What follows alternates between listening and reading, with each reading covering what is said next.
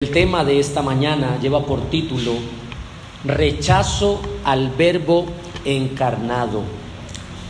Rechazo al Verbo encarnado. Vamos a estar leyendo desde el versículo 1 hasta el versículo 11. Leo así, dice la palabra del Señor. En el principio era el Verbo, y el Verbo era con Dios, y el Verbo era Dios. Este era en el principio con Dios. Todas las cosas por Él fueron hechas, y sin Él nada de lo que ha sido hecho fue hecho. En Él estaba la vida, y la vida era la luz de los hombres. La luz en las tinieblas resplandece, y las tinieblas no prevalecieron contra ella. Hubo un hombre enviado de Dios, el cual se llamaba Juan. Este vino por testimonio para que diese testimonio de la luz, a fin de que todos creyesen por él. No era él la luz, sino para que diese testimonio de la luz. Aquella luz verdadera que alumbra a todo hombre venía a este mundo. En el mundo estaba, y el mundo por él fue hecho, pero el mundo no le conoció. A lo suyo vino, y los suyos no le recibieron. Vayamos en oración a nuestro buen Dios. Dios santo, aquí están nuestras vidas delante de ti, Señor. Tú conoces nuestros corazones, tú nos conoces, Señor. Tú nos formaste en el vientre de nuestras madres. Sabes muy bien la necesidad de cada uno de mis hermanos. Más que casas, más que riquezas, necesitamos una mayor revelación de tu gloria y de tu majestad por medio de tu santa palabra. Aquí estamos, Señor, con corazones contritos y humillados, pidiendo, Señor, con fe y únicamente por los méritos de Cristo, que destile desde tu santo trono mayor gracia, mayor virtud, mayor sabiduría, que abra, Señor, nuestro entendimiento. Como el salmista decía, abre nuestros ojos a la luz para ver las maravillas de tu ley. Haga, Señor, que nuestros corazones enardezcan al escuchar su santa palabra y que podamos ser más conformados a la imagen de Cristo. Que tu reino se establezca en este lugar, que tu evangelio sea promulgado en todo lugar, Señor, y que tú recibas gloria. Oramos todo esto en el nombre de Cristo Jesús. Amén. Amén. Rechazo al Verbo encarnado. Ya hemos estado viendo los versículos anteriores. Hoy nos centraremos principalmente desde el versículo 9 hasta el versículo 11. Y a modo de resumen o de recorderis, la semana pasada terminamos viendo cómo Juan el Bautista testificaba acerca de la luz verdadera.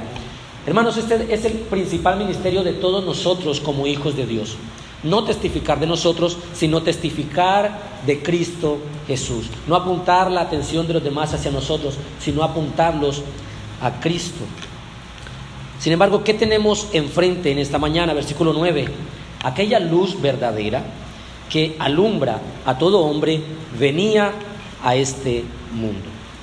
La primera frase que se nos menciona es aquella luz verdadera.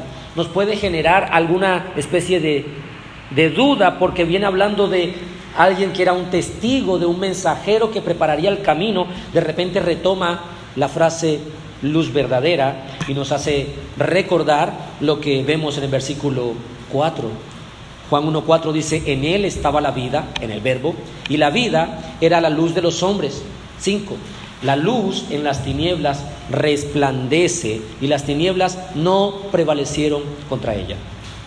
Por supuesto, cuando Juan, el apóstol, el evangelista, nos dice que aquella luz verdadera se está refiriendo a ese Verbo, a Cristo, en el cual comenzó hablando en los primeros versículos. No se refiere a otra clase de luz, es más, se está refiriendo principalmente al Verbo. Y dice, era la luz verdadera, aquella luz verdadera. ¿Y en qué sentido Cristo puede ser la luz verdadera? Yo he enumerado 4 aspectos. Primero, Cristo es la luz verdadera porque no defrauda. En oposición con todas las demás luces que los fariseos o los gentiles podían dar al pueblo. Cristo es la luz verdadera. Ellos podían aparentar tener una especie de luz, de sabiduría, querían de pronto de alguna forma mostrarse al pueblo de que ellos tenían algún conocimiento, alguna ciencia, y esto de alguna forma parece que arroja alguna luz. Juan dice, bueno, hay una luz que es verdadera, que supera a todas las demás, porque no defrauda. Es una luz perfecta. Vayamos por favor al Evangelio de Juan, capítulo 9, versículo 5. Juan 9:5, Cristo nuestro Señor es quien está hablando con ellos, con sus discípulos, y Él les dice, entre tanto que estoy en el mundo, luz soy del mundo. Es lo que el texto nos está diciendo. Cristo mismo manifiesta y evidencia de que Él es esa luz perfecta que ilumina al mundo. Vemos que algunos querían pretender ser guías, algunos pretendían ser salvadores o dignos de seguir o de imitar. Cristo dice aquí, yo soy la luz del mundo. Es a mí a quien deben mirar, es a mí a quien deben seguir. Por eso Juan en el capítulo 1 está diciendo aquella luz verdadera. No era una apariencia de luz, era una luz perfecta, era genuina, era mejor, era la verdadera luz. Luz que verdaderamente trae iluminación completa a las personas. Una segunda característica de cómo Cristo es la luz verdadera es que Él es la luz verdadera porque Él es luz real. Es decir, el texto en Juan no dice aquella luz verdadera o Cristo producía luz verdadera, dice Él era luz verdadera. Por supuesto estamos leyendo en un verbo pasado imperfecto de continuamente siendo luz verdadera. ¿Y por qué es luz real? Porque en oposición a las otras sombras, tipos o variaciones de lo que representaban a Cristo, Él era la luz verdadera.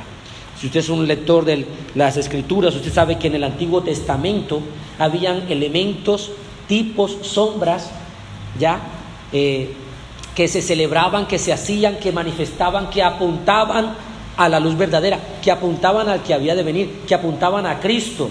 Bueno, ya no Él no es una sombra, no es un tipo, que ya es Cristo, la luz verdadera está allí. No es un prototipo, un ideal, es la luz real allí mismo con sus discípulos. Una pregunta interesante sería, ¿qué puede generar más luz o dar más instrucción a las personas? Ver como en el Antiguo Testamento una columna de fuego en medio de la noche guiándolos, o una columna de nube en medio del día guiándolos, o qué genera más instrucción y más luz, o ver a la luz verdadera en carne y hueso con ellos guiándolos. Por supuesto, es luz real, es verdadera. Todos los tipos, todas las sombras, todo lo que apuntaba a aquella luz pasa a ser algo opaco, pasa a ser algo oscurecido, pasa a ser algo que no tiene el mismo peso que tener a Cristo corporalmente habitando. Cristo, el que habita toda la plenitud de la deidad, hecho carne y hueso, hecho hombre. Es una luz verdadera, trae mayor claridad, mayor guía, mayor conocimiento a los que le siguen. Una tercera característica acerca de cómo aquella luz es verdadera, tercero podría ser porque es luz propia. La anterior era luz real, esta es luz propia, en oposición a todas las otras luces que pueden ser tomadas de otras, se alimentan de otras, luces que se derivan de otras, o que se comunican o se comparten por medio de otras. Cristo es la luz propia, la luz real, aquella luz que desde el cielo vino a este lugar. En el Antiguo Testamento era conocida como el sol de justicia. Ahora, de alguna forma usted puede ver usted puede preguntar de dónde derivará la luz del sol, de dónde derivará la luz, el resplandor de las estrellas y de todo lo que incluso desconocemos. Bueno, todo deriva de algún lado. Principalmente creemos que es Dios quien sostiene y sustenta todos estos elementos. Pero ¿de dónde Cristo extrae luz para hacer luz, de ninguna parte. Él es la luz verdadera, es una luz propia, no es derivada, sustentada por algo más. Él mismo es la luz del mundo. Y quiero que vayamos por favor a Juan capítulo 12, y este pasaje me lo lee algún hermano. Juan capítulo 12, versículo 35 y versículo 36, por favor. Entonces Jesús les dijo: aún por un poco está la luz entre vosotros, andad entre tanto que tenéis luz, para que no os sorprendan las tinieblas, porque el que anda en tinieblas no sabe a dónde va. Entre tanto que tenéis la luz, creed en la luz, para que seáis hijos de luz. Él les está diciendo, para que no os sorprendan las tinieblas, entre tanto que la luz anda con ustedes, ¿qué dice? Tenéis la luz, creed en la luz. La luz, ¿y quién estaba andando con ellos? Él mismo se refiere de sí mismo, que es que la luz. En una oportunidad, el Señor le dice a la iglesia que ellos también son ¿qué? La luz de ¿qué? Del mundo, de la misma forma como Él es la luz del mundo. Mire lo que dice el versículo 46, Juan 12, 46. Yo, la luz, he venido al mundo para que todo aquel que cree en mí no perezca en tinieblas. Constantemente Juan está narrándonos cómo Cristo se expresaba de sí mismo, que era la luz. No dice que tenía luz, no, Él en sí mismo es luz, era la luz. Y esto me lleva a la cuarta conclusión de por qué es luz verdadera, y es porque sobresale de todo lo demás. Sobresale en oposición a todo lo ordinario, a todo lo común. Juan, el apóstol, quería evitar que cualquiera que leyera su evangelio pensara de alguna forma que esta luz era algo común, o que esta luz le pertenecía a los ángeles, o que era una luz como la luz de los hombres, que tienen alguna luz en cuanto a sabiduría, conocimiento, a experiencias. No, hay una clara distinción. Él es, dice Juan, era aquella luz verdadera, completamente diferente a todo lo demás. Ahora, ¿qué más nos dice el versículo 9? Aquella luz verdadera, Juan 1:9, sigue diciendo que alumbra a todo hombre. La segunda frase que vemos en este mismo versículo con respecto al Evangelio de Juan, capítulo 1, versículo 9, es que aquella luz verdadera alumbra a todo hombre. Ahora bien, para esta frase, mis hermanos, han habido a lo largo de la historia grandes controversias. Porque la pregunta es, ¿qué quiso decir Juan cuando dijo que aquella luz verdadera alumbra a todo hombre? Algunos afirman que esta expresión, que Cristo alumbra, o la luz alumbra a todo hombre, significa que Cristo iluminó, escuche esto, a todo hombre o mujer de la tierra con la luz de la razón, la inteligencia o la conciencia del bien y del mal. Y aunque esto en parte es cierto, hay algo que hay que aclarar. Y es que el Evangelio de Juan, cuando se refiere a la luz, nunca hace referencia acerca de una manera específica de la razón y de la conciencia. En todos los pasajes que iremos viendo y que usted después estudiará en su casa, con respecto a que Juan se refiere a Cristo como la luz, nunca está diciendo que esta luz genera de alguna forma conciencia en las personas, o genera conocimiento del bien y del mal, o genera la luz de la razón. No apunta a eso, aunque es importante, pero no es lo que realmente apunta.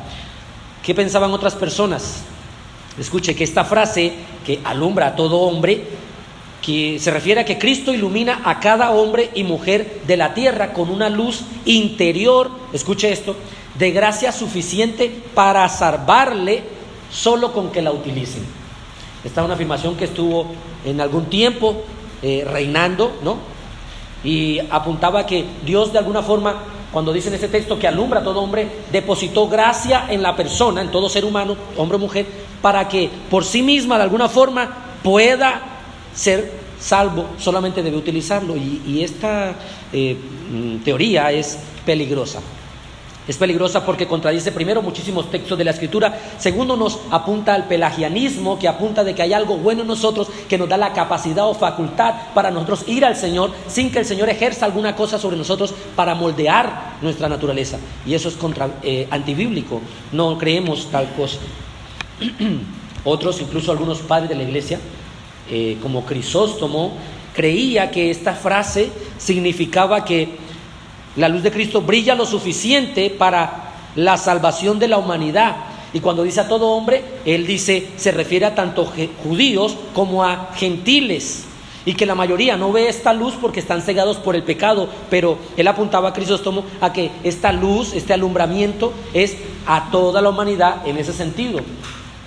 Agustín, otro padre de la iglesia, creía que Cristo iluminó a todos los que son iluminados por su gracia, y que la frase todo hombre es específicamente, directamente a todo creyente.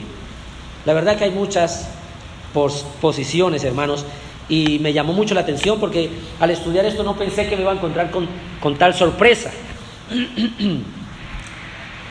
Hay unos, quiero dar dos posiciones más, dos posturas más, y es aquellos que creen que cuando dice que Cristo, siendo la luz verdadera, alumbra a todo hombre, ellos dicen, el humanismo enseña esto, que eso significa que el Señor le ha dado salvación a todas las personas. Y no, hermanos, esto no es bíblico, no todos serán salvos, sino entonces, ¿quién iría al infierno? No sería así, no lo enseña la Escritura. Segundo, no creemos en una salvación universal de que todas las personas, independientemente de lo que hagan, o cómo vivan, o en quién crean o no, serán todos salvos y nos encontraremos todos, absolutamente todos, cada uno, en el cielo. No creemos eso, la salvación universal no es bíblica. Ahora bien, ¿cuál es la posición que nosotros podemos adoptar en esta verdad? Creemos que Cristo de alguna forma, hermanos, concede una bendición suprema a todo hombre. Cuando Él ha venido como esa luz verdadera, ha traído, por supuesto, sí, de alguna forma claridad a los hombres para que sean inexcusables delante de Él. ¿Cómo les dio claridad? Con una revelación general conocida teológicamente. Y esta revelación general se divide en dos: la revelación general objetiva y la revelación general subjetiva. La objetiva es la creación. Romanos capítulo 1 dice que de Dios se conoce por su eterno poder y su deidad. Todas las cosas de Él son conocidas por medio de ¿qué? De las obras de la creación. Cuando ven las montañas, cuando ven los animales, cuando ven toda la creación, revela que hay un Dios omnipotente, todopoderoso. Es una especie de luz que se da a las personas de que puedan entender que hay un Dios creador. Sin embargo, no es todo lo que el Señor arroja en este mismo pasaje. Quiero que vayamos por favor a Juan capítulo 8, versículo 12. Juan 8, 12. Escuche lo que dice la Escritura. Otra vez Jesús les habló diciendo: yo soy la luz del mundo. El que me sigue no andará en tinieblas, sino que tendrá la luz de la vida. Entonces vemos que principalmente para todo hombre que verdaderamente ve a Cristo hay un alumbramiento acerca de quién es Él. No solamente es una luz natural acerca de la parte objetiva, la creación, y además la parte subjetiva, la conciencia, sino que apuntamos, hermanos, de que Cristo como la luz del mundo se está refiriendo a que todas las personas, todos los hombres, grandes y pequeños, ricos y pobres, altos y bajos, no importando el estrato, el lugar donde se encuentre, ni su posición social, todo hombre que va a Él, que conoce a Cristo, es alumbrado por Él. Es lo que dice, el que dice: yo soy la luz del mundo, el que me sigue, el que viene a mí, el que viene en pos de mí, el que me sigue, no andará en tinieblas. Si decimos que cuando la expresión, la luz verdadera, alumbra a todo hombre, significa que todos entonces están siguiendo a Cristo, es algo que no se adhiere a la realidad, porque hoy día no todos que siguen a Cristo. Por eso esta interpretación es completamente errónea. En cambio, sí creemos que esta interpretación es la más acertada y que se une al versículo que le sigue, y lo estaremos estudiando más detenidamente.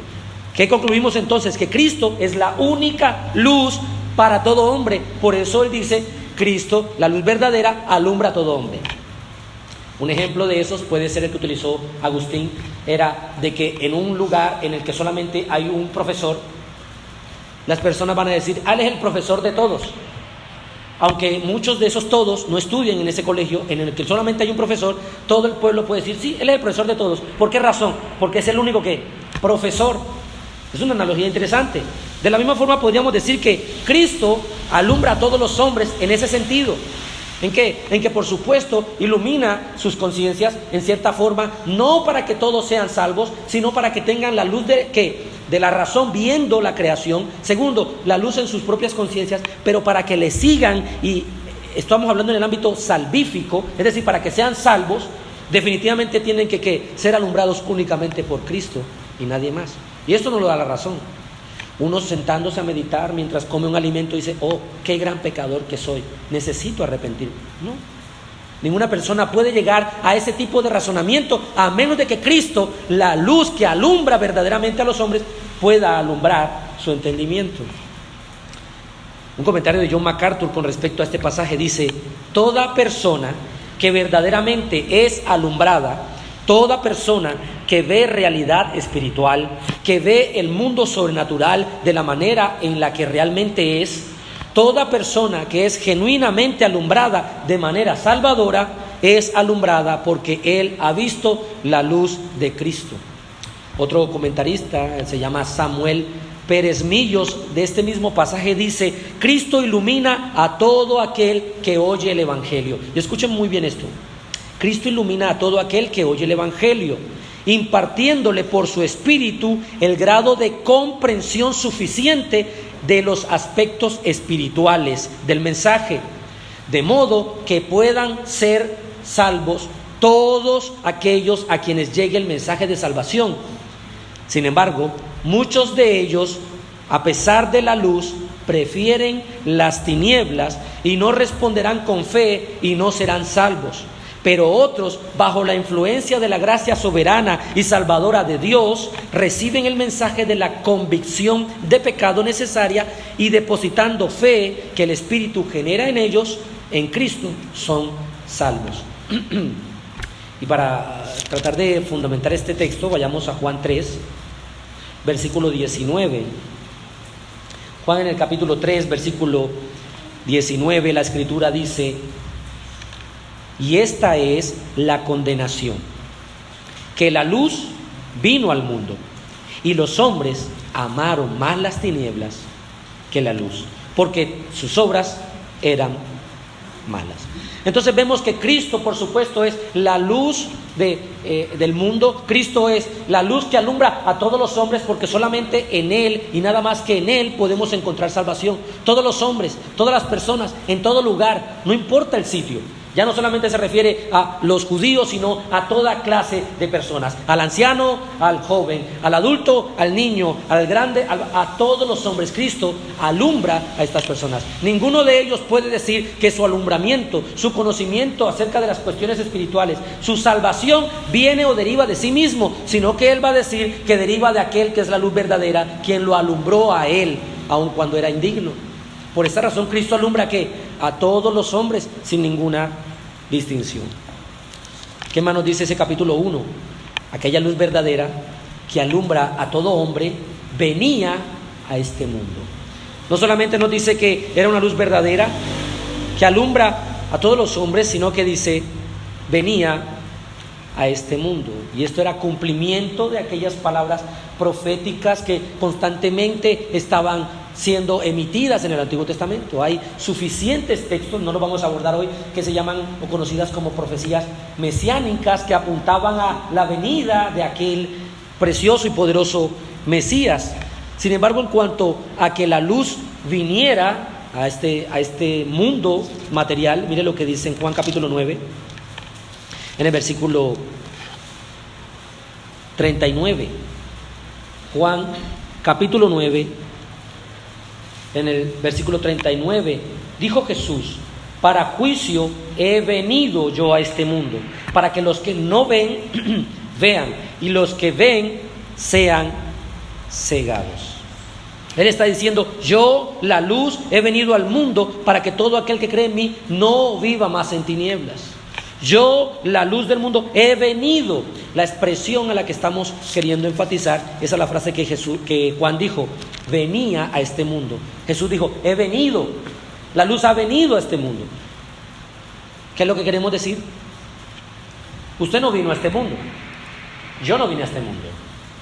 Usted vino a existir en el 85, en el 90, nació en ese tiempo. Pero el texto dice: la luz verdadera que alumbra a todo hombre venía a este mundo, dándonos a entender la existencia del Verbo antes de su encarnación. Muchos tienen el concepto de que Cristo vino a existir cuando fue encarnado, cuando nació en el pesebre, cuando estuvo en Belén. Ahí entonces, no. ¿Qué dice Juan? Venía a este mundo. Como cuando usted se dirige a algún lugar. Aunque usted todavía no está en ese lugar, ya usted existe. Luego usted llega a tal lugar, vino a un lugar. De la misma forma, el Señor Jesús, como la segunda persona de la Trinidad, ya existía, ya eso lo hemos estudiado, como ese verbo eterno, coexistente, creador, soberano, venía a este mundo, ya existía. Nosotros no hemos venido a este mundo, hemos empezado a existir en la fecha en que hemos nacido. Mire lo que dice en Juan, capítulo 11, versículo 27. Juan 11, 27, le dijo: sí, Señor, yo he creído que tú eres el Cristo, el Hijo de Dios. Escucha aquí, que has venido al mundo. Es importante porque Él no empezó a existir al entrar en el mundo. Él ya estaba antes. Y por supuesto, hay algunos pasajes en el Antiguo Testamento que hablan de cómo se manifestaba el Señor Jesucristo como segunda persona de la Trinidad antes del Nuevo Testamento, antes de encarnarse el Verbo. Algunas veces se representaba como el ángel de Jehová en algunos pasajes, muchas veces. Y esto manifiesta lo que se conoce como teofanía, una manifestación visible de la deidad. Entonces se presentaba como el ángel de Jehová muchas veces en algunos textos, y podemos ver cuando el salmista David hablaba de el Señor le dijo a mi Señor: siéntate a mi diestra. Es una representación de que de alguna forma el Padre estaba teniendo una conversación con la segunda persona de la Trinidad, y esto todo sucede antes de la encarnación. De allí que Juan dice: Él no viene a existir ahora, Él ya existía, pero vino, es decir, se introdujo en el mundo para esta fecha. Y un texto que nos ayuda para eso es el versículo 14, Juan 1, 14. Y aquel Verbo fue hecho carne y habitó entre nosotros, y vimos su gloria, gloria como del unigénito del Padre, lleno de gracia y de verdad. Esta es la expresión: Él se hizo carne, Él vino y habitó, ¿cierto? En nuestra misma naturaleza humana. ¿Qué dice el versículo 10? Juan 1:10. En el mundo estaba, y el mundo por él fue hecho, pero el mundo no le conoció. Entonces nos procedemos a examinar este pasaje. El Verbo eterno viene al mundo en el ámbito material.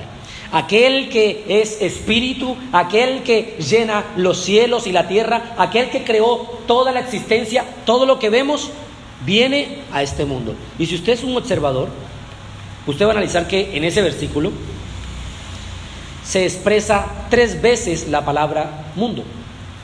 Dice el versículo 10: en el mundo estaba, y el mundo por él fue hecho, pero el mundo no le conoció. Y aunque en el griego, en el original, la palabra mundo en esas 3 partes es la misma, cosmos, cosmos, cosmos, sin embargo el significado es diferente. Vemos que la primera expresión dice: en el mundo estaba, no es la misma que el mundo por él fue hecho, ni por el mundo, pero el mundo no le conoció.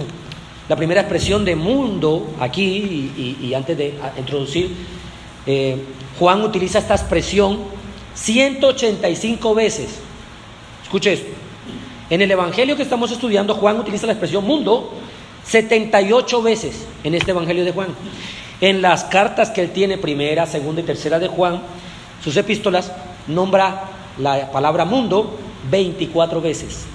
Y en el Apocalipsis, que también fue escrito por él, por revelación de nuestro Señor Jesucristo, utiliza la palabra mundo 3 veces, para un total de 185 veces. Así que es importante entender en cada parte que menciona la palabra mundo, cómo se interpreta, para que no tengamos una impresión incorrecta de lo que realmente quiere decir. Ahora, principalmente cuando Juan se expresa o usa el término mundo, principalmente se refiere a la humanidad.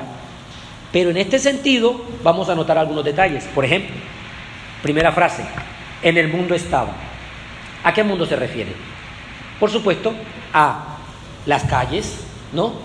De Galilea, Judea, cuando estuvo por Samaria. En este mundo estaba, caminó, tomó agua, le dio hambre, en el mundo estuvo, tuvo sed, sudó, dormía, anduvo por aquí, por este mismo mundo. Ahora la segunda frase dice, y el mundo por él fue hecho. Aquí ya no se refiere particularmente a las calles de Galilea, aquí ya se refiere ¿a qué? A todo el universo, las aves, las montañas, las cascadas, la luna, el sol, las estrellas, esferas, todo el universo, aunque sigue utilizando la misma palabra mundo, pero ya no se refiere a eso, porque no está caminando sobre las estrellas en la primera frase, no estuvo andando sobre el sol, no, la primera frase se refiere a las calles de Galilea, de Palestina, de Belén, de Judea, etc. Pero el segundo se refiere a todo lo que conocemos como el universo. Y la tercera frase dice, pero el mundo no le conoció. Por supuesto no se puede estar refiriendo a las calles, al lugar, al recinto, a la parte geográfica. Por supuesto, segundo, no se puede estar refiriendo a, no le conocieron las estrellas, no le conocieron su creación, los peces, el aire, las nubes, el mar, porque su creación sí lo conoció. Cuando él decía, calla, enmudece al mar y al viento, ¿qué pasaba con la creación? Sabía quién estaba hablando. Entonces, ¿quién no lo conoció? ¿A qué mundo se refiere ahí? Pero el mundo no le conoció, como si el mundo le obedeció. Cuando le dice a Pedro que lance su red al otro lado, ¿por qué los peces llegaron e inundaron? Casi no podían sacar la red llena de peces, la pesca milagrosa. ¿Cómo fue posible? La creación del Señor, los peces sabían quién estaba dando la orden. Ahora obedecieron porque lo conocieron. ¿O no fue así? Hasta los demonios, ¿qué pasaba? Cuando veían que se postraban y decían, ¿qué tiene contra nosotros, Señor? Y hasta los cerdos los iba y los enviaba. El Señor tenía todo, en ese sentido, su creación le conoció. Pero ¿a quién no le conoció aquí? Juan está diciendo, el mundo, pero el mundo no le conoció. Y aquí se refiere, escuche esto, particularmente a las personas de Israel. Al pueblo, a los hijos de Israel, particularmente. Increíble que una misma expresión tiene que ser detenidamente examinada, porque si no podemos tener una incorrecta interpretación. Por ejemplo, en Colosenses 1:16, no tiene que buscarlo, usted sabe que hemos estudiado y dice, porque en él fueron creadas todas las cosas, las que hay en los cielos y las que hay en la tierra, visibles e invisibles, sean tronos, sean dominios, sean principados, sean potestades, todo fue creado por medio de él y para él. Pero aquí el texto sigue diciendo, pero el mundo no le conoció. Entonces ya vemos que no se refiere a los árboles, no se refiere a los pájaros, estrellas, el sol. Vemos que, por favor vayamos a Juan capítulo 17, para tratar de entender qué es lo que quiere decir con esta expresión, el mundo no le conoció. Juan capítulo 17, versículo 3. Dice, y esta es la vida eterna, que te conozcan a ti, el único Dios verdadero, y a Jesucristo, a quien has enviado. ¿Cuál es la vida eterna? Cristo, haciendo esta oración, empezando a hacer esta oración por sus discípulos, preparándose para la cruz y toda la aflicción que le esperaba. Él dice, la vida eterna consiste en esto. ¿En qué? Conocer al Padre, que te conozcan a ti, conocer. ¿Y por qué estamos hablando de conocer? Porque el mundo no le conoció. Eso es lo que estamos asociando. La vida eterna es conocer al Padre, ¿ok? Al único Dios verdadero, ¿ok? Y también dice, y a Jesucristo, a quien has enviado. ¿Por qué es importante esto, hermanos? Porque si entonces nosotros no conocemos al Padre, no conocemos al Hijo, por obvias razones, somos parte de ese grupo que dice, no le conocieron. Miren lo que dice el versículo 25, Juan 17, 25. Cristo sigue en la oración y dice: Padre justo, el mundo, ojo aquí, no te ha conocido, pero yo te he conocido. Y estos, ¿quiénes son estos? Los discípulos que con él estaban, ¿qué dice? Han conocido que tú me enviaste y les he dado a conocer tu nombre y lo daré a conocer aún, para que el amor con que me has amado esté en ellos y yo en ellos. Yo les he dado a conocer, dice Cristo. El mundo, en Juan 1, en el versículo 10, no conoció ¿qué? A Cristo. ¿Por qué no lo conoció?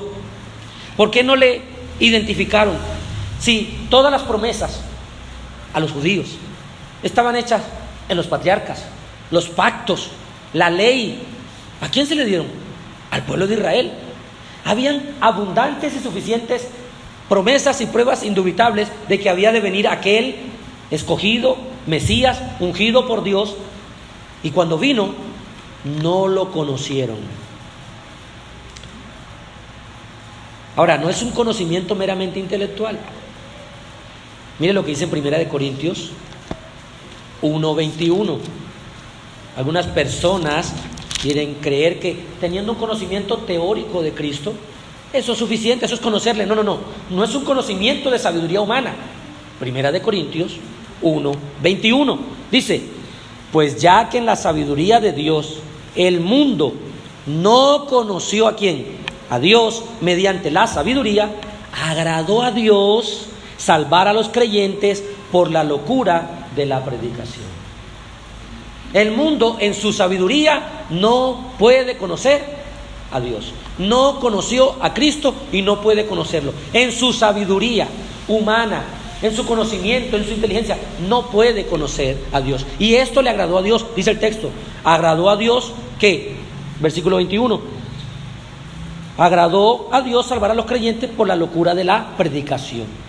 El mundo por su sabiduría no conoció a Dios. ¿En qué sentido no lo conocen? ¿Acaso no saben que Cristo vino al mundo y que murió? ¿Acaso no han escuchado la historia?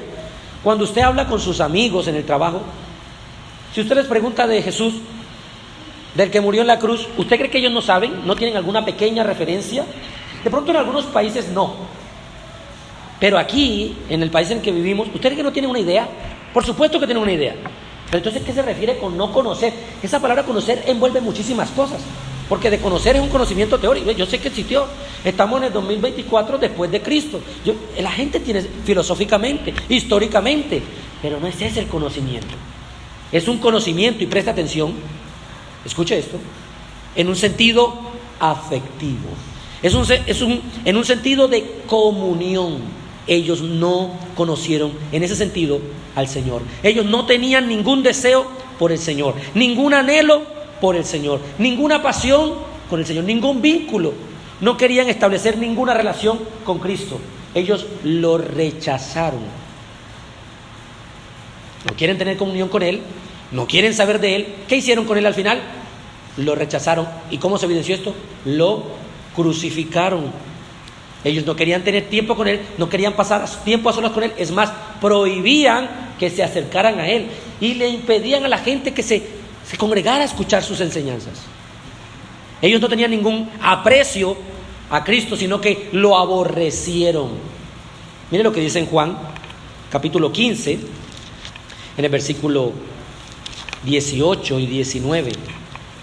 Juan, capítulo 15, versículo 18 y 19, Cristo dice: si el mundo os aborrece, sabed que a mí me ha aborrecido antes que a vosotros. Si fuerais del mundo, el mundo amaría lo suyo. Pero porque no sois del mundo, antes yo os elegí del mundo, por eso el mundo os aborrece. ¿Qué vemos entonces? El mundo lo despreció, el mundo lo rechazó, el mundo lo aborreció, y a los seguidores de él también los desprecia, los aborrece y los rechaza. Ahora, pero ¿y por qué?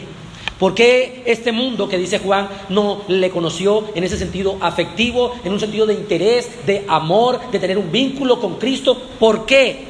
Escuche esto. ¿Y por qué hasta el día de hoy pasa eso? ¿Ya? Usted coge en este momento y se va a un tour por allá por Israel, y el guía le va a estar hablando, mira, aquí pasó esto, aquí pasó lo otro, mira, aquí está el Monte Gol, aquí pasó esto, ¿ya? Y usted toma aparte al guía y le dice, ya, ¿y qué fue Jesús para usted? Porque usted está diciendo que Jesús fue este, y para usted, ¿quién fue Jesús?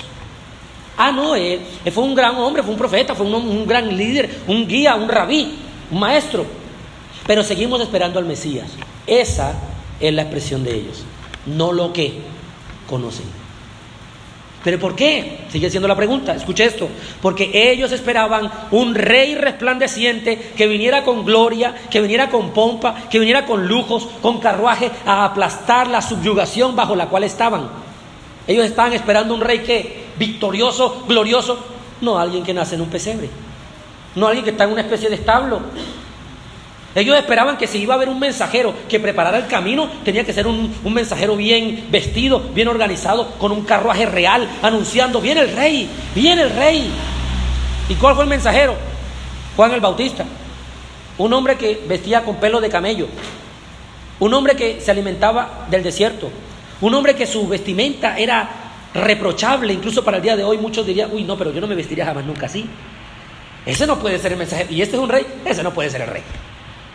No lo conocieron, no lo reconocieron, porque en su sabiduría tenían otro concepto de cómo debía venir el Señor. Debemos aclarar que en la segunda venida de nuestro Señor, por supuesto que vendrá como un rey resplandeciente, pero en su primera venida no fue así. No porque dejase de ser rey, sino que era parte del proceso y de cómo el plan soberano de Dios fue diseñado, de que Él tenía que venir en total humildad. Ellos no querían recibir un rey humillado, humilde, contrito, que se juntaba con los pobres, con los pecadores, que ellos no querían eso. Querían un rey que viniera a aplastar y a liberarlos de la esclavitud, y Él vino a hacer eso, pero en el ámbito espiritual. Nos libertó, rompió las cadenas que podían atar nuestras almas al pecado y al gobierno de Satanás, pero espiritualmente. ¿Qué sucede? Cristo vino en humildad, nació en un pesebre, no nació en una cuna de oro. El que lo anunciaba vestía como vestía y andaba como andaba. Ellos esperaban un mensajero imponente. Y aunque esto parece simplemente un hecho histórico, escuche esto. En el día de hoy sucede de la misma forma. ¿Cómo sucede de la misma forma? Muchos quieren al Cristo glorioso, victorioso, resplandeciente, maravilloso, poderoso, y no al Cristo de la cruz. Quieren otro Cristo, un Cristo que me lleve a la gloria, un Cristo que me haga rico. Yo quiero un Cristo que me promueva, un Cristo que me eleve al siguiente nivel. Quiero alcanzar el siguiente reto, como ellos. Un Cristo que genere, que me dé gloria, que me dé popularidad. Un Cristo que me dé abundancia en esta tierra. Un Cristo que me mantenga bien arreglado. Un Cristo que no me permita tener enfermedad. Un Cristo que no me quite la salud. Un Cristo que no exija mucho de mí. Un Cristo que no demande tantas cosas para seguirle. Un Cristo que me ponga un camino sencillo de caminar. Por esa razón, no solamente en el pasado, sino hasta el día de hoy, el mundo no conoce a la luz verdadera. Porque el mundo en su sabiduría quieren tener un concepto de cómo debe ser Cristo. Y quieren negar eso. Por eso muchas razones van a lugares donde les predican este Cristo. Un Cristo popular. Un Cristo chic, genial, chévere, agradable. Un Cristo que no te incomoda. Un Cristo que no es santo. Un Cristo que no exige nada de ti. Ese no es el Cristo de la Biblia. Ese no es el Dios verdadero, la luz verdadera. Ellos rechazaron al Cristo verdadero, mis hermanos. Termina en Juan 1, versículo 11, para dar conclusión a este mensaje. ¿Cómo termina Juan en esta porción? Juan 1:11 dice: a lo suyo vino y los suyos no le recibieron. No solamente no le conocieron, no puede ser ese, no puede ser ese, sino que además no lo recibieron. Ahora bien, la primera expresión en el versículo 11, a lo suyo vino, corresponde en un ámbito a la humanidad general, a lo suyo, a lo que es perteneciente a Él, a lo que es propio de Él, algo que le pertenece. Vino a su humanidad. ¿Quién lo creó? Dios. Vino a lo suyo. a su propio planeta. ¿Quién creó el planeta? Él. ¿Quién creó la tierra? Él. Vino lo suyo, algo que le pertenece. Pero la segunda frase dice, y los suyos no le recibieron. Aquí en la segunda frase ya corresponde nuevamente, principalmente a aquella nación judía. Los suyos, su propia casa. Él vino como creador, el mundo le pertenece, todo le pertenece al Verbo, es su propiedad, Él es el dueño, vino a ellos, pero los suyos, su pueblo, de quienes son los patriarcas, de quienes la ley, los pactos, el mismo Jesús, hijo de David, de ese linaje, ellos no lo recibieron. Esto que manifiesta, hermanos, claramente vemos la incredulidad de la nación de Israel tras la encarnación de Cristo. Ellos no creían, no, esto no puede ser. Es más, constantemente están buscando lanzarlo, despeñarlo, que caiga a un abismo, ¿ya? Constantemente están tomando piedras para apedrearlo, y el Señor cada rato tiene que escabullirse en medio de ellos. Y a medida que lo estemos estudiando este evangelio, lo vamos a ver. Pero ¿qué es lo que queremos resaltar aquí? Era su propio hogar. Hermanos, escucha esto. Era su propio pueblo. De alguna forma ellos eran el especial tesoro de Cristo. Es lo que dice en Éxodo. Si puede ir rápidamente, Éxodo capítulo 19. Escuche esto, versículo 5. Éxodo 19, 5. Dice: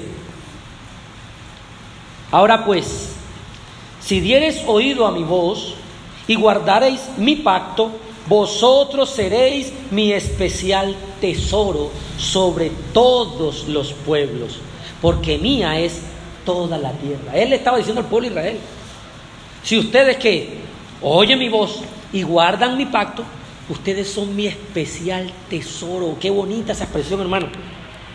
No tesoro, no tengo hartos tesoros, no. Mi especial tesoro. Como uno dice, mi lugar favorito. Él llegó a su lugar favorito y ¿sabe qué pasó? No lo recibieron. Lo rechazaron. Luego llegó con los suyos, a los que amaba con amor. ¿Y qué pasó? Lo despreciaron. No lo conocieron. No lo recibieron. Lo crucificaron. Él, con este especial amor que tiene por ellos, recuerda aquella redención que se les dio en Egipto. Les ha sacado de Egipto. Les ha cruzado por el Mar Rojo. Les ha permitido ser provistos de su gracia en el desierto. Les ha dado victorias incontables en la conquista de la tierra prometida. Ha tumbado murallas por ellos. Les ha hecho cruzar el río Jordán. Ha hecho milagros a diestra y a siniestra para ellos. Y ellos lo rechazaron. Vemos claramente de que no creyeron en Él, no lo conocieron, no le recibieron. Mire lo que dice en Isaías capítulo 1. Este puede ser un pasaje que nos quiera dar claridad de qué fue lo que pasó con este pueblo. Isaías 1, versículo 2 y versículo 3. Isaías 1, 2 y 3. Oíd cielos y escucha tú, tierra, porque habla Jehová. Crié hijos y los engrandecí, y ellos se rebelaron contra mí. Versículo 3. El buey conoce a su dueño, y el asno el pesebre de su señor. Israel no entiende, mi pueblo no tiene conocimiento. No lo conocieron. Todos ellos, unos a otros, lo rechazaron. Todos, unos a otros, no lo acogieron, no lo reconocieron, no le recibieron. ¿Esto qué indica, hermanos? Particularmente el pueblo judío se desentendió de Cristo. Le dio igual, le dio lo mismo. Y en el día de hoy sucede similar. Muchos a los cuales se les está dando luz en cuanto a la predicación de la palabra, escuchan el mensaje y desprecian el mensaje, desprecian al mensajero y desprecian a aquel que murió en la cruz. Todos lo rechazaron, excepto lo que dice en el versículo 12 y 13. Juan 1, 12 y 13, que esa será la enseñanza de la próxima semana, si Dios quiere. Juan 1, 12 y 13 dice: mas a todos los que le recibieron, a los que crean en su nombre, les dio potestad de ser hechos hijos de Dios, los cuales no son engendrados de sangre, ni de voluntad de carne, ni de voluntad de varón, sino de Dios. ¿Qué vemos entonces? Todos lo rechazaron, excepto este grupo de personas que creyeron en su mensaje, que le recibieron, que dijeron: Él está diciendo la verdad. Eso es verdad. Algunas aplicaciones para concluir. Como ya hemos explicado anteriormente, este Evangelio de Juan es un escrito netamente evangelístico, hermanos. El propósito de Juan es que sus lectores crean el mensaje para que tengan ¿qué? La vida eterna. Ese es su mayor propósito. Él dijo: estas cosas se han escrito para que creáis que Jesús es el Cristo, el Hijo de Dios, y para que creyendo tengáis vida en su nombre. En base a eso, dado que es el evangelio más evangelístico, si lo podemos decir entre comillas, primera aplicación.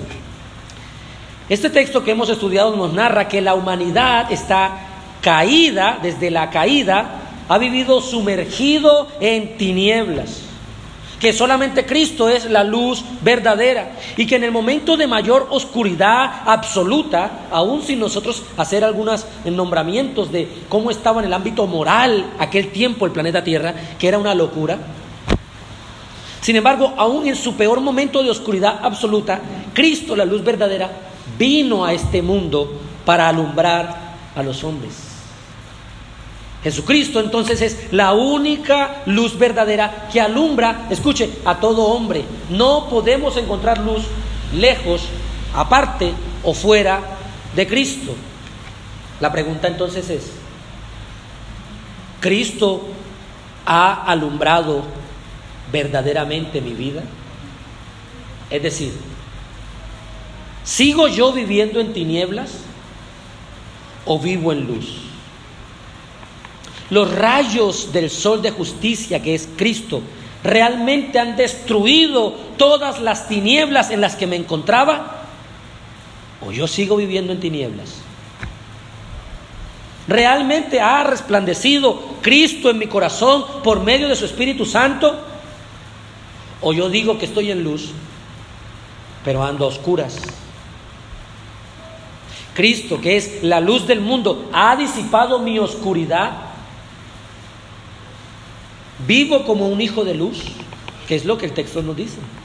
Dado que Él es la luz verdadera, ilumina y alumbra el corazón de estos hombres que acuden a Él, ya no vivo como hijo de tinieblas, sino como hijo de luz. ¿Realmente vivo como un hijo de luz? Es decir, ¿qué reina en mi corazón? ¿Las tinieblas de Satanás o la gloriosa luz de Cristo? Segunda aplicación, mis hermanos.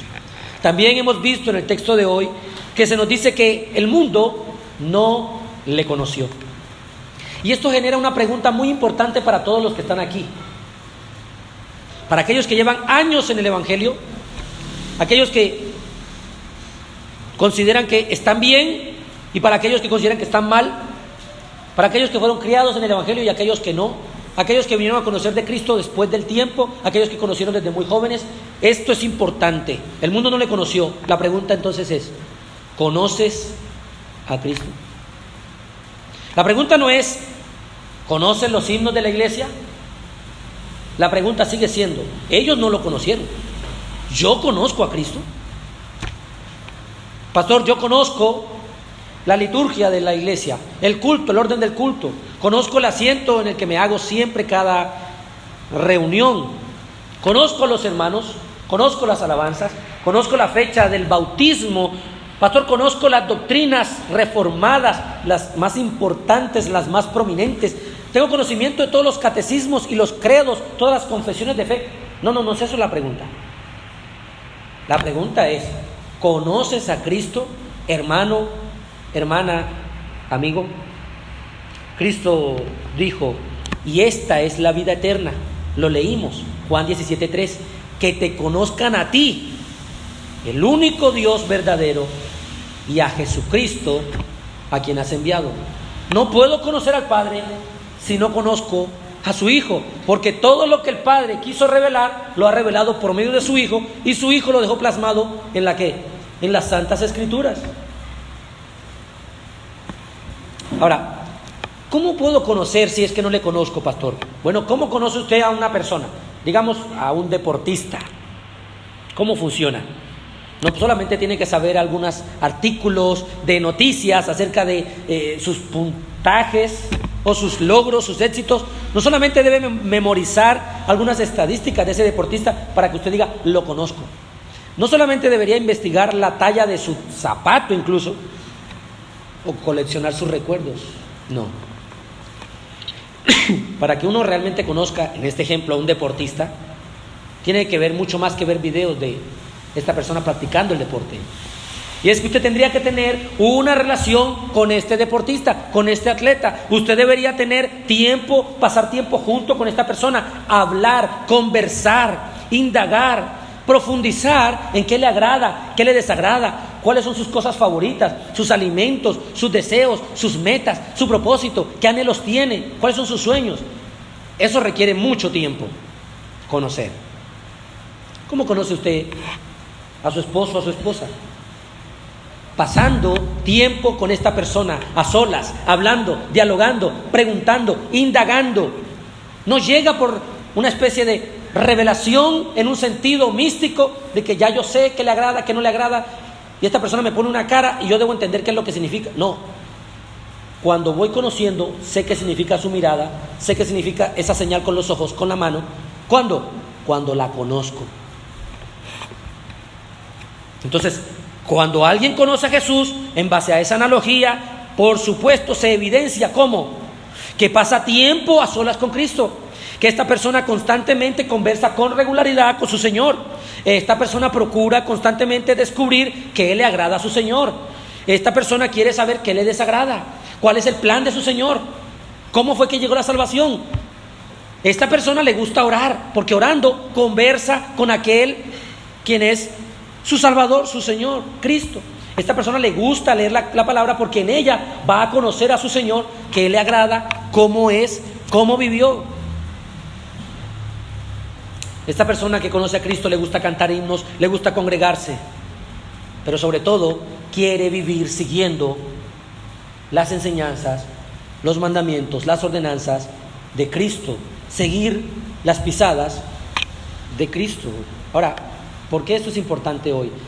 En muchas congregaciones en el día de hoy hay muchas personas que tienen esta tendencia de cantar canciones, diríamos, melosas o sentimentaloides. Y entonces hay cánticos actualmente muy populares que dicen, quiero conocer a Jesús, quiero conocer a Jesús, y empiezan a cantar Yeshua, Yeshua y Yeshua.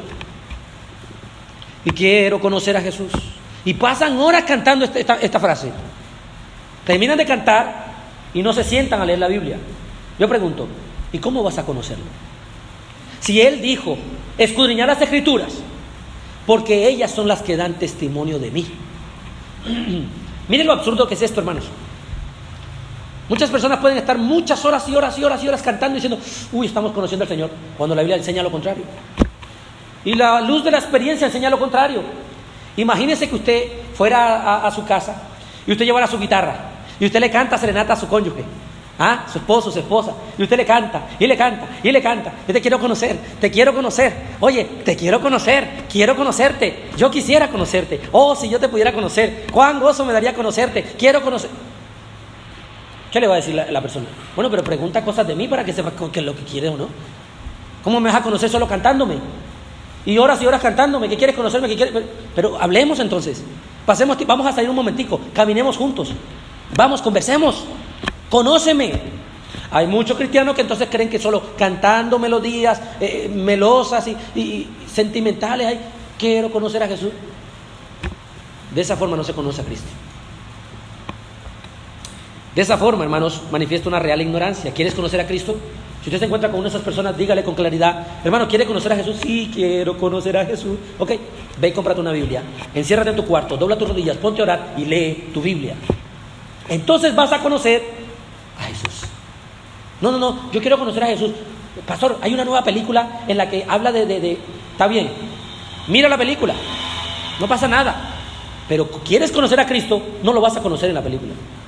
Es en la revelación de su santa palabra. Es siguiéndolo al leer los evangelios. Es mirando cómo conducía, cómo anduvo en la tierra, cómo se expresaba, cómo oraba, cómo hablaba, cómo se dirigía a los fariseos, cómo se dirigía a los pecadores, cómo se dirigía a los que se consideraban justos, cómo se dirigía a los ricos, a los pobres, cómo se conducía en una fiesta. Todo está aquí. ¿Cómo lo voy a conocer? ¿Esperando que de repente me llegue una iluminación? No. Pasando tiempo a solas con Él, encerrándome en mi cuarto, escudriñando su palabra. Quiero ver, Señor, cómo lucía su vida, cómo era que Él hablaba, cómo obraba, cómo puedo imitarlo. Quiero saber cuándo fue anunciada su venida, cómo fue que fue prometido, cuándo se supone que Él debía llegar, cómo debía vivir, por qué debía vivir de esa manera, cómo debía morir, por qué debía morir, por qué murió de esa forma, por qué resucitó. Yo necesito buscar esto en la palabra. Conocer a Jesús, hermanos, es pasar tiempo a solas con Cristo, en su palabra. No importa cuánto cantemos, no importa cuánto oremos, si no escudriñamos su palabra, nuestro conocimiento de Cristo será muy, muy mínimo. Tercera y última conclusión. Hermanos, exaltemos a este Cristo que es la luz verdadera. Aquí vemos a Juan. Juan lleva 11 versículos nada más señalando a Cristo, señalando a la luz verdadera. Su evangelio está exclusivamente centrado en miren a Cristo. Mis hermanos, mírenlo a Él. Juan está exaltando, glorificando, señalando siempre a Cristo. Nosotros, si usted está aquí y dice, pastor, glorifico al Señor porque le conozco, porque estoy constantemente en conocimiento de Él. Eso es lo que decía la carta de Pedro.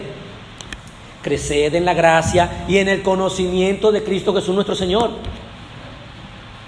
Si usted está aquí y ha conocido a Cristo y Él ha alumbrado su corazón, hermano, no sea una persona con poco interés por su Señor.